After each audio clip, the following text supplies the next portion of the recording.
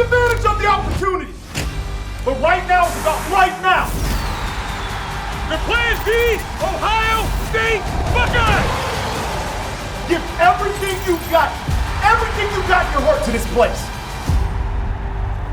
Hello and welcome to Rushing the Field presented by Xfinity. He's Joshua Perry. I'm Nicole Auerbach. And Joshua, I don't mean for us to pat ourselves on the back, but we put out in the universe that it was kind of a meh schedule. Sure. And then we said, okay, sometimes what happens with days like this are that a lot of chaos ensues. But I think you have to say that it might be boring first to like reverse jinx it. Yeah, I'm kind of there with you. Like, you know, when there are the big games, everybody's like, oh, it's so exciting. Like, we get the heavyweight matchups. These are the weekends that the real sickos know. They know are going to be good. And Yes. we knew that this was going to be good. Week 6 was a week of chaos last year. It was a week of chaos this year in college football. We had a stat during our show that of the top 6 teams in the preseason, all but one have lost.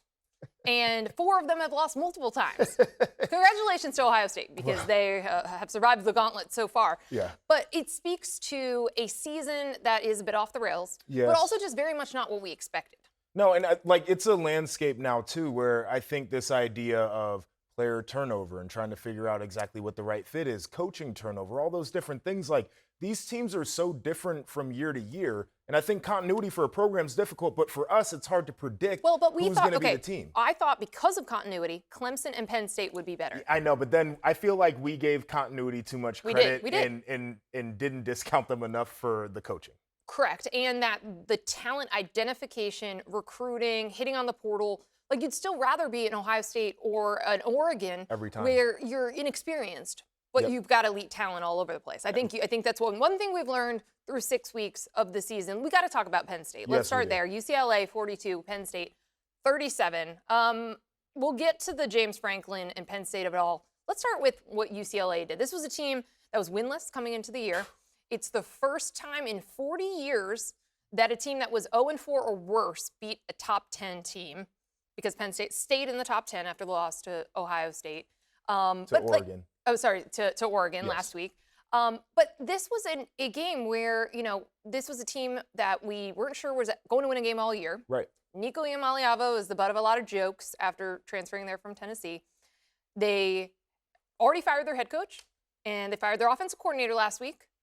And then they go out and they beat Penn State. And they just kept coming. They were gashing their defense. I think that's the thing that stands out to me. Sometimes in college football, I think this thing happens where you're Penn State and you're coming off of a bad, like a tough loss, but to a really good team.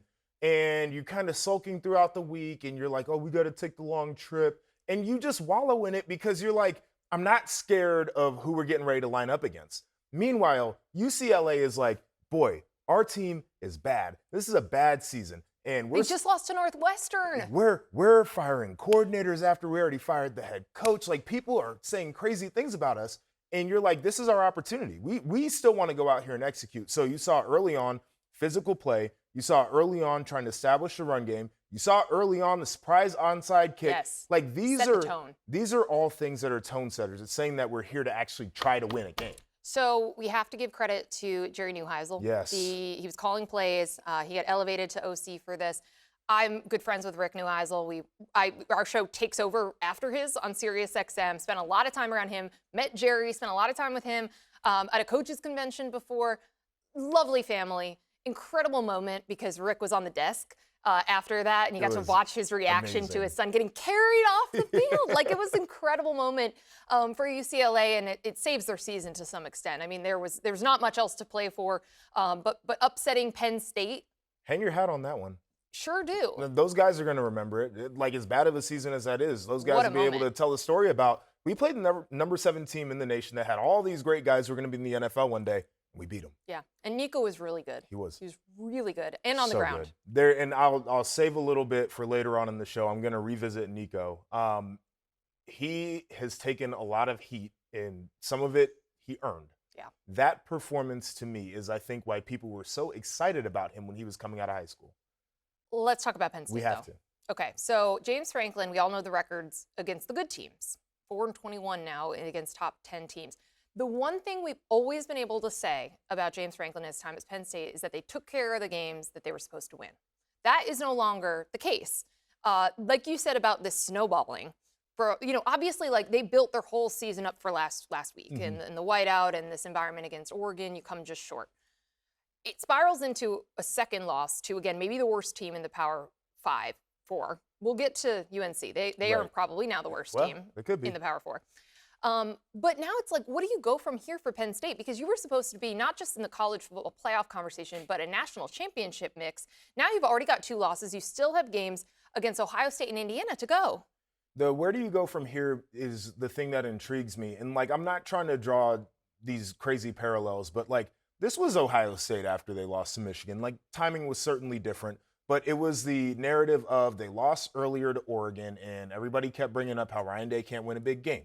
But the one thing he could do, had never lost a game to an unranked team. And then he loses to that Michigan team as a 23-point favorite. And so everybody's like, oh, how do you respond? How do you respond? And they figured out a way. And I think my biggest takeaway from that is Caleb Downs was a guy in that locker room for Ohio State who basically called out players, called out coaches, and said, this is not what I came here for. And I don't know if Penn State has that guy. I don't know who that guy might be. But there has to be somebody who says, this is not our standard. This is not what we came here to do. And I am not going to sit here and act like our season's over and we're just going to stop playing. Well, and this was the defense letting them down after the offense has let them down. $3 million on a coordinator, by the way. Yeah, they just went and got Jim Mills from Ohio State to not have this happen. I've said this throughout the day, but it's an over $50 million buyout for Penn State. Like they're not going to fire James Franklin. Right. But I think you get to the end of the season, there's going to be a lot of jobs that are open. There's going to be more SEC jobs that are open, but there's already, a handful of power conference jobs. I think if you're James Franklin, you've got to go look. You got to look about a fresh start. You're in your 12th season at Penn State. The frustrations and frictions are there between you and the fan bases and the expectations there. It might be just a good time to start over somewhere else and for Penn State to start over. Does he like California? Go to UCLA. So here's my thing, and it's like half joking, ha ha he he. He is a program builder to me. He's not a sustainer. I've been around those guys before. There are some guys that are just so maniacal about getting a place in shape. And then once they kind of start hitting their head on the ceiling, it's like they can't get over the hump. There are some guys who can get you there, but they don't stay there. Yeah. But it's hard. It's hard, especially the longer you're somewhere and you can't do it. Right. He needs to be at a place where he can build the thing because I trust him to do that. There's a lot of places that might need that. So one guy I wanted to call out here is Drew Aller. And part of this is a larger discussion that I'm glad people are finally having about that offense. I don't think that offense is a good fit for him, but I feel like he doesn't do enough to affect games for as good of a player as he is. And he goes out and has like his average stat line, 200 yards, couple passing touchdowns. And I feel like I need to feel him more before they're down 2 scores in a game. Yeah. Well, and we've said that he looks more comfortable. Offense changes when they're down big, and it looks better. I want to talk about Texas losing to Florida. So Florida wins 29-21. It is hard to watch the Texas offense. It used to be hard to watch Florida offense, by the way, and now they found a true freshman receiver. Dallas Wilson is pretty awesome. Pretty good. Texas's defense lets them down. That's a team that's supposed to have one of the best defenses in the country. Where does Texas go from here? Where does Arch Manning go from here? So I think there are 2 different things that you're asking here that are both really important. So the Arch Manning side of things is that game was way too much on his arm, and it was way too much on his legs. He's their leading rusher. He had to go out there and drop back, 30 some odd times. It's not the game plan that I think that they need to have. Well, they have no run game. And that's the problem. They had 15 yards from their running backs in this game. That's a hard setup for most even with quarterbacks. An injury. That's unacceptable if you're Texas. I also feel like there is an apathy that sets in when you're a defensive player and your offense is supposed to be able to do more and they don't. And you feel like every week you have to go out there and win the game. And I wonder if that had set in for Texas a little bit, where those guys are like, man, I'm tired of having to do everything, and it's starting to seep into the locker room in that way because it looked very uncharacteristic for their defense. They couldn't force DJ Lagway into mistakes that he makes against everybody else. They were giving up big plays. They were missing tackles. That's the question for me is how much is this offense, defense, push-pull affecting the whole team? Red River up next with Oklahoma's backup quarterback. Might want to. They better win that one. I don't know. I mean, I thought they better beat Florida. So we'll see. Brent Venables is going to eat Texas's offense's lunch. I think that's if probably they don't get right. the case. All right, we'll save Alabama Vandy for the next segment. What about North Carolina? Well, okay. So they get crushed by Clemson, a Clemson team that has 3 losses already on the season. That offense has had a lot of problems. What was it, 4 plays and 14-0? I mean, they were averaging 26 yards of play for stretch into the first quarter. It was 16 plays, 4 touchdowns at one point. Clemson scored more points in the first quarter of this game against North Carolina than it did in any single game total. It was like, the defense was non-existent, which is, by the way, Bill Belichick's son is running the defense. And that's also his specialty. But this is a team, are they going to win another game? No. Maybe one? Stanford? They might. Well, I don't know. Stanford might. Andrew Luck might get in the lab and start cooking some stuff up. They quit on defense. And we showed a clip in one of our shows. And a Clemson player catches a swing pass. He's running down the field. They had 6 guys in position to make the tackle. They had the sideline as well. So you count that as a 7th man. One of their safeties was walking as the Clemson player was crossing the goal line. He had no desire to finish that play. That is something that would get most people fired. Your players putting that on tape will get you fired. And I'm at this place right now where I don't know what the future of UNC is. I don't know what the future of Bill Belichick is, but it doesn't feel like those 2 things are going to go together for very long. He could leave and only owe $1 million. I don't know if North Carolina is going to, they owe him $10 million. Right. But it is not good, and they've fallen off so significantly from last year. They've missed on talent identification. Missed on just about everything. I've heard so many things from different agents about how they were operating with This is the 33rd team, by the way. Oh yeah, they're supposed to be better at the salary cap rev share stuff than everybody else, and they were terrible at it. It's a bad roster. There's part of me that I think people need to understand that the NFL and college football are 2 different sports. This is the case study of how they are 2 different sports. And they still have to finish out the season here. Again, I don't know if we see a win there off of a If team I that still went had my bowling. red shirt, I would be Mr. Red Shirt. Elsewhere in the SEC, Alabama Vandy, Diego Pavia talked a little bit this week. He said if they just take care of business, it won't be close. Then we saw him warming up victory formation and some celebrations in the pregame here. Well, they jump out to a start, right? They are up 7-0 and then 14-7, if I'm remembering this correctly. Ty Simpson throws his first interception of the year, and then it was all Alabama, 30-14. Ty Simpson was great. They have a few different receivers that he likes and has really good chemistry with. It's not just Ryan Williams. And so ultimately they get their revenge from the loss to Vandy a year ago. But I think this was ultimately what we expected from this game. It's about what Vegas expected as well. But, I think these are the kinds of games that you need to continue to show that you can win and take care of when you're Kalen DeBoer and your problem has been unranked opponents or opponents you should beat. No doubt. And again, I feel like if you were Alabama, you had enough motivation coming in knowing what happened a year ago. And then you got the quarterback for the other team who is literally an insane human. Giving you bulletin board material. Yeah, I mean, if we play the game our way, it's not going to be close. By the way, it wasn't close. I don't know if you played it your way, though. That's the question there. And then, as you said, victory formation and warm-ups, it is a very strange thing to do to give a team like that any extra motivation. Alabama, to me, is intriguing from the standpoint of I think Ty Simpson might win the Heisman. He is phenomenal. 340 yards, 74% completion.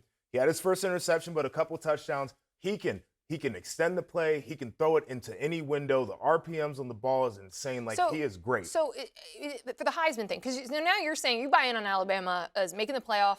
I'm buying in on Alabama being able to go on a run to finish the season. Because it's been a while since Johnny Manziel was actually at this game in a Diego Pavia jersey, of course. And Chrome Hearts jeans, by the way, which are $15,000 jeans. Really? They make jeans that cost that much? Yes. I did not even know that. So he was one of the last, it might have been the last one. He was 9-3, I think, that Texas A&M team when he won the Heisman. But usually you got to be a little bit better than that. So Alabama just needs to stay kind of above that line, which I think they will. Part of the thing is, who's great in college football right now? The Heisman odds change every week. It does. In the teams, some of these teams are going to be, the guys who are going to be high on the odds list, their teams might already have a couple losses. Well, Notre Dame, we started to talk about C.J. Carr could get some buzz there. I mean, Carson Beck is in the thing. I don't even think he's the best one. His team is playing the best. But anyway, I think he can win the Heisman. They're really good.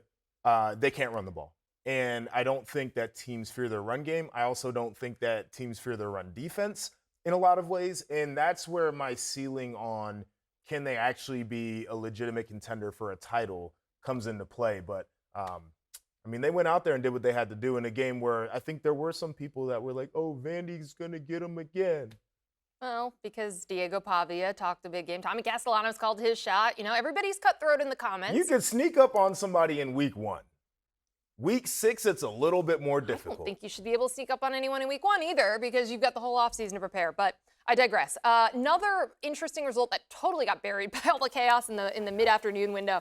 Cincinnati gets a big win, a top 15 win over Iowa State. We've been saying for weeks now that like the path was pretty clear for the Cyclones. We weren't sure how good they were because I think a lot of people's perception of them was based off of the win in Ireland, and Kansas State is nowhere near not a good title, like a Big 12 title contender. But Cincinnati has quietly been playing really good ball. You look back now on week 1 in the Nebraska game, right there, could have won it. Sure. And it just feels like Brendan Sorsby is kind of like under the radar, but that's a good team. I think they're going to factor into the Big 12 race, which right now is really just Texas Tech. Yeah, no, I mean, head and shoulders. We'll talk about them in a little bit, but I agree with you. Good team. I think they're a physical team as well. One of the more interesting things about this game, though, is like Cincinnati goes in there, they jump on Iowa State, and we're like, oh man, this might be worse than what Vegas even thought. And Iowa State makes a comeback. Like, they're able to weather those storms, too, which I think is a very difficult thing. Like, watching a team start to come back on you, you start to get out of it a little bit, and they didn't. Yeah, but it was the day after Taylor Swift's album release. Okay, here you go. Travis Kelce, noted Bearcat. Sure. Of course they were going to play well. I think it's just the fact that there are some great Ohioans associated with that program. She put New Heights, his podcast name, in a song. Did you know that? There was no way for me to know that. Okay, just saying. So that's a big win. Virginia had a big win against Louisville. Are they for real in the ACC? Well, okay, so that's what I was going to ask you, because last week they shocked Florida State. We have like the world's fastest field storm. And then they're ranked, and there's like a little bit more attention, expectation around them. There is a portion of like ACC teams, and Louisville and Virginia are in there, maybe Duke as well, Georgia Tech. That, like, you're not sure what the pecking order is. But that's a really good win and like a gutty one. That game was pretty balanced the entire time. I'm totally there with you. Like I've been shocked, and to go into overtime games and back-to-back weeks, I think is a very difficult thing. We could talk about where we think Florida State fits into this thing when we get into our last segment, because Miami's starting to lean on them a little bit. Where surrender Cobras on the third interception, third turnover. It is tough there. But the idea of Virginia maybe now being a team that's like, okay, got a little confidence here, is a conference that feels open outside of Miami. I don't know. By the end of the year, we could be thinking about them differently than we did even 2 weeks ago. I still think Duke's schedule is one that's like, because they lost a couple games early. No doubt. It feels like this year, again, it's week 6.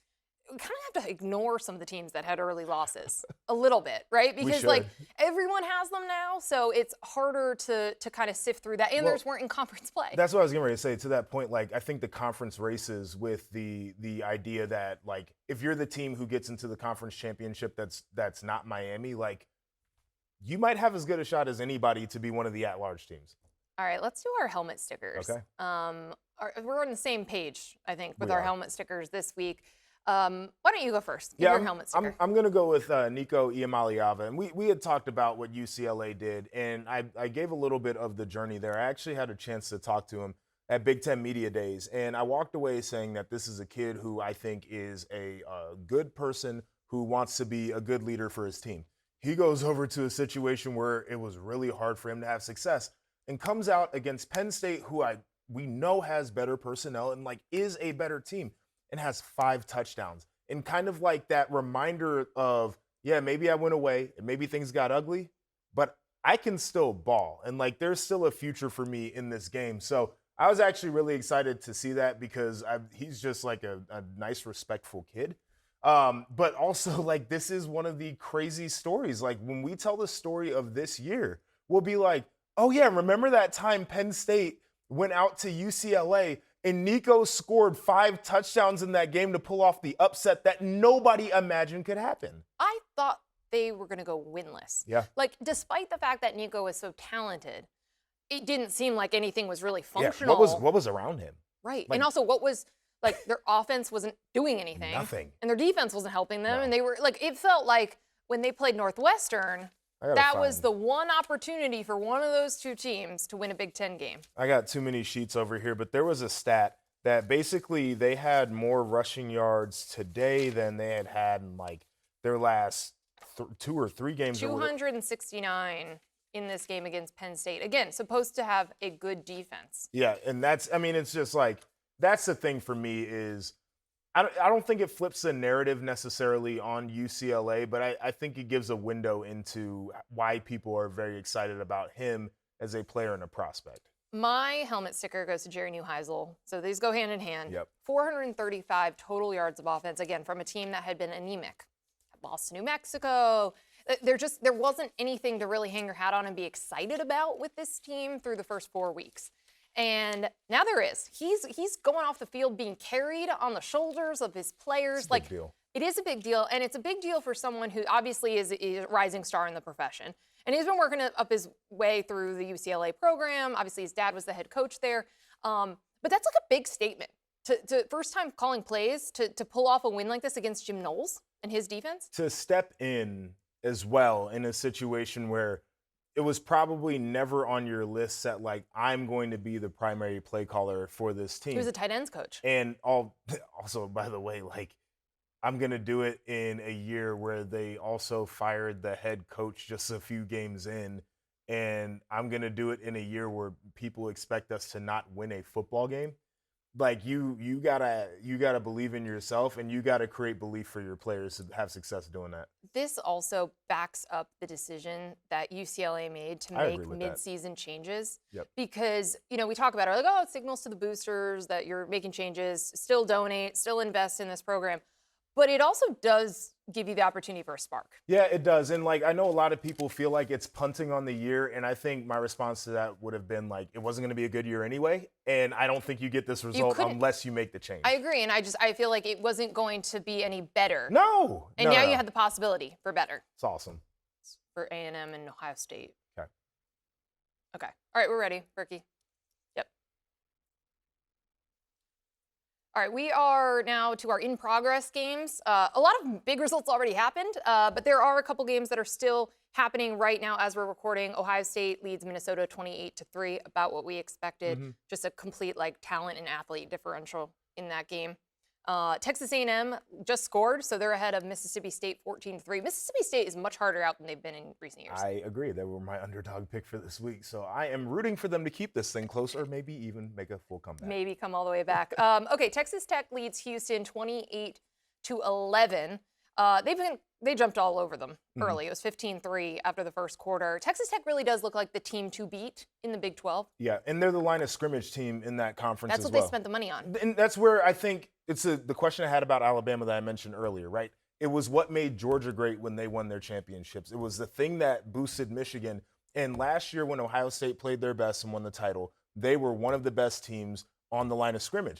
And I think that really matters. Like, I don't know in the big picture and their ability to actually win a national championship if they're that good, but to win their conference and to surely be in the college football playoff, they have the They've guys. also never won the Big 12. Right. So that would be a huge accomplishment on its own. No and doubt. I think I say this all the time, but their goal was to try to out-athlete a lot of teams, right? To bully them at the line of scrimmage and then close the margins against the good teams in their league, and they've been doing that. No, they certainly have. I mean, I feel like every week we're just kind of like, are they for real? Are they for real?